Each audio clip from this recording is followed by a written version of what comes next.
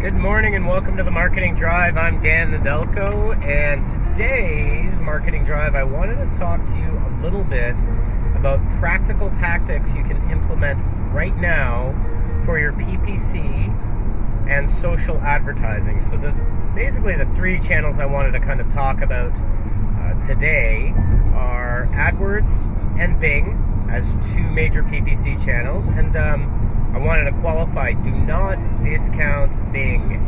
Bing, Yahoo has about 37%, I believe, of market share right now, and we've seen extremely good performance with some of our campaigns on that level.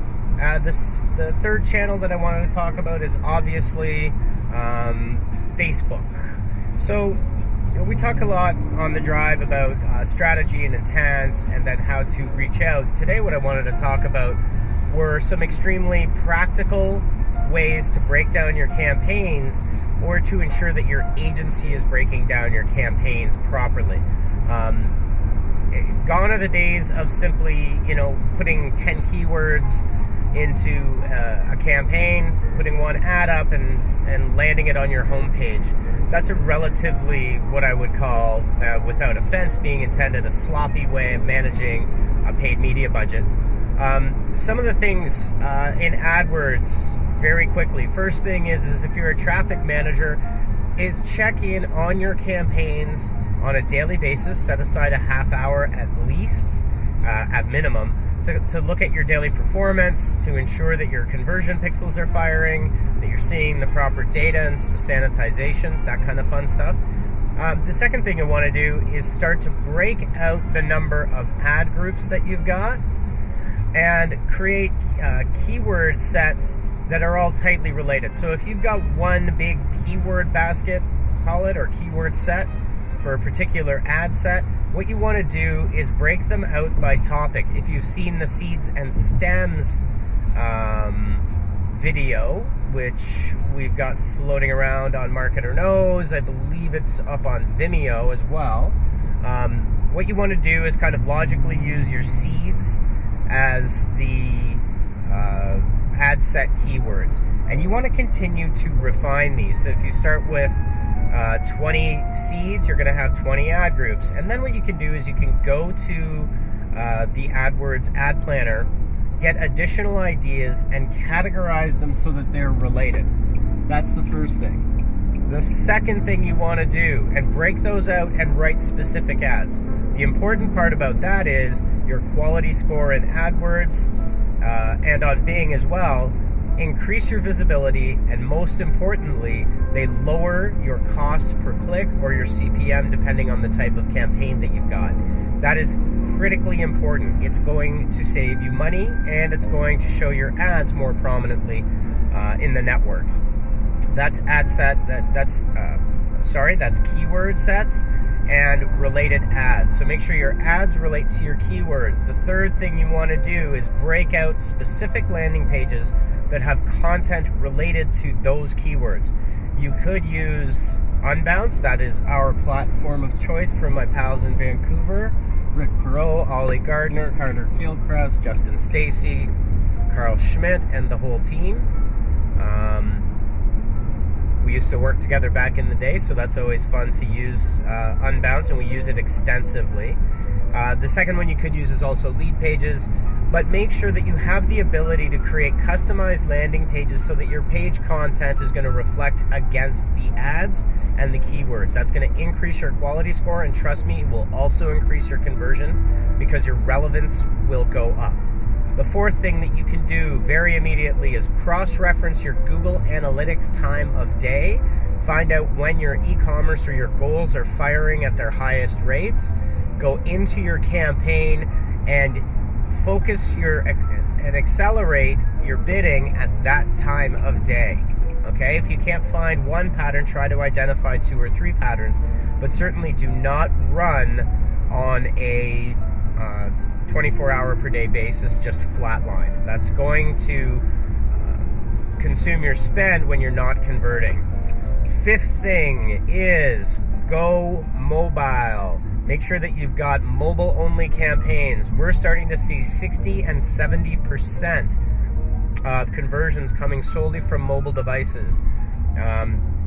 So break out your desktop and your mobile into 2 separate campaigns and ensure that you're highly optimized for mobile. If you want to get into quite a bit of targeting in detail, you can also target specific devices. In particular, obviously, if you're promoting an iOS app, then you don't want to push that out onto Google Play and people with Android devices, do you?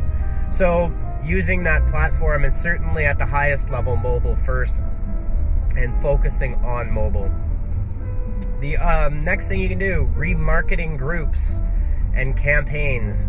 So we often see remarketing groups kind of slapped in as an afterthought, so that if somebody leaves your site, does not convert, hits your landing page and exits, all they see are a litany of your ads on the Google Display Network, or they see a litany of Google search ads, which in fact becomes annoying. Target your remarketing groups so that they don't show too frequently, cap them, and customize the message to indicate to the customer that you're aware that they were there and they left, and provide incentive for them to come back.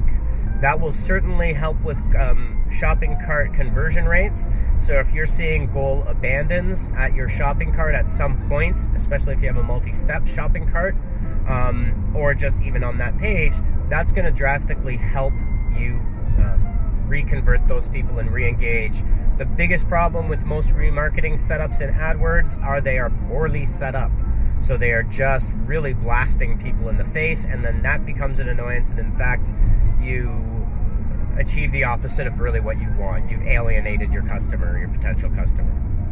People often, by the way, know the reasons that they're not converting or not completing that goal, and that can give you great insight into your offer and your campaign, which is also extremely important. I think I'm on 7. I'm not sure if I'm on 7 or not. The next thing that you can do are, oh boy, brain fart. See, I have to plan these out. What I'm trying to do is plan them out a little bit further ahead of time. Oh yeah, negative keywords. So broad match and negative keyword sets. Make sure that you are implementing negative keywords. Places you don't want to show up. Whether it's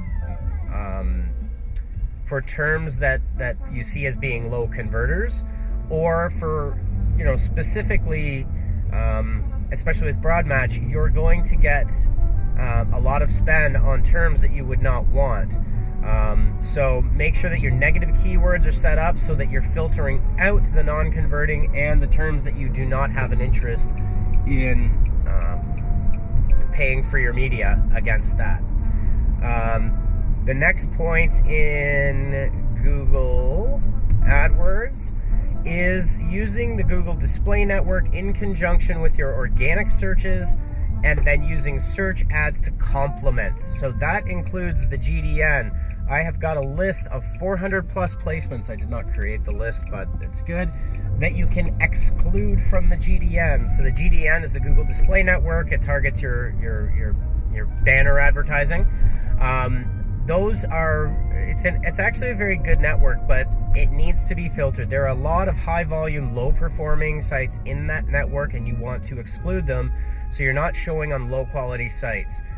To that point, I would suggest the exclusion list in addition to targeted placement. Targeted placement on the GDN has an excellent return rate if you target properly. So what that involves is research against some of those sites. Go have a look at the site. You can set them up in the display planner, take some suggestions, or use named sites to see if they're actually in the network and you have them available. At that point, you want to start to add those to your GDN placements. So you may, for instance, if I'm in Toronto, Canada, and I have got a live event that I am promoting, I may want to go on blog.to, the Toronto Star. There's a bunch of others in Toronto that are very highly visited with sites with very good potentials. Once you get into the GDN, target those placements. You can then further refine your placements to include keywords on the page to trigger your ads. So for example, I may have events, Toronto events, what to do in Toronto on the weekend. I only want to show my GDN display ad to people on pages on those sites where those terms fire. That increases my relevancy and allows me to show my message to people that are actually going to care about it. And that's really the biggest thing with setting these up and really targeting. And then on the check-in side of things is set up alerts and use a third-party tool. We really like WordStream a lot. We're big fans of WordStream. We also use SEMrush to help us understand what our keywords are. But what we do want to do is we want to understand what our opportunities are, and we want to nurture and curate every campaign, and we want to do that on a regular basis. So there are tools within AdWords that will help us.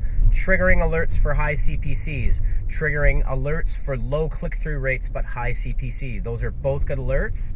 You should fire those to your traffic manager or to yourself so that you can see what's working when. And again, if we can purge out the non-performing, high-cost placements and keywords, we're going to go a long way to managing our budget effectively.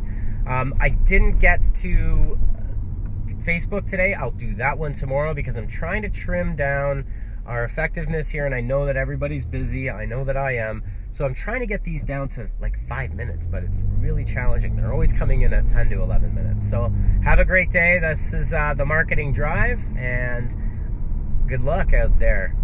All right, talk to you soon.